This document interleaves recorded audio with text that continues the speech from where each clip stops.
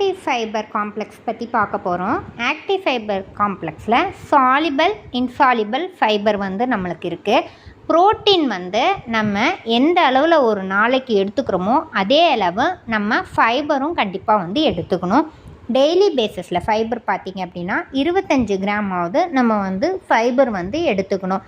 நம்ம வெளியில் அதிகமாக கலர்ஃபுல் ஐட்டம்லாம் வந்து சாப்பிடும்போது நம்மளுக்கு வந்து கான்ஸ்டிபியூஷன் பிரச்சனைகள்லாம் வந்து வர்றதுக்கு வாய்ப்புகள் இருக்குது.